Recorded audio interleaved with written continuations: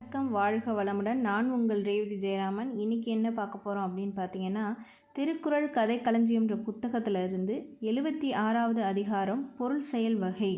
அதில் குறள் 751 பொருள் அல்லவரை பொருளாகச் செய்யும் பொருள் அல்லது இல்லை பொருள். வாங்க இந்த குறளோட பொருளை பார்க்கலாம். ஒரு பொருளாக மதிக்கத்தகாதவரையும் மதிக்கும்படி செய்வது பொருளை அல்லாமல் வேறு பொருள் ஒன்றும் இல்லை. வாங்க இந்த குறளுக்குரிய கதையை பார்க்கலாம்.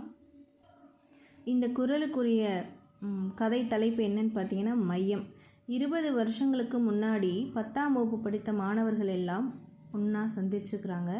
அப்போ பார்த்திங்கன்னா பல ஊர்கள்லேருந்தும் மாநிலங்கள்லேருந்தும் நாடுகள்லேருந்தும் அந்த பள்ளிக்கூடத்துக்கு வந்திருக்கிறாங்க. மாணவர்கள் ஒன்றா கூடியிருக்கிறாங்க. சாதாரண மாணவர்களாக இருந்தவர்கள் இன்றைக்கி பார்த்திங்கன்னா மருத்துவர்கள், பொறியாளராக, விஞ்ஞானியாக, ஆசிரியராக, தொழிலதிபர்களாக பல விதமான வடிவங்களில் வந்து நிற்கின்றனர். அந்த இடத்தில் மிகப்பெரிய கோடீஸ்வரராகவும் தொழிலதிபராகவும் விளங்கினான் மணவாளன். எல்லோரும் அவனை சுற்றி நின்றனர். மிகப்பெரிய மதிப்பும் மரியாதையும் அவனுக்கு கிடைத்தது. பள்ளி காலத்தில் அவன் கடைசி மாணவன். அப்போதெல்லாம் அவனை யாரும் மதிக்க மாட்டார்கள். ஆனால் இன்று எல்லோரும் அவனை தூக்கி வைத்து கொண்டு கொண்டாடினர். அவனே தலைமை பொறுப்பையும் ஏற்றான் அந்த கூட்டத்திற்கு.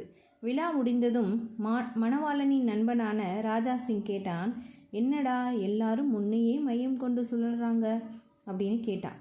உடனே அந்த ராஜாசிங் சொல்கிறாரு,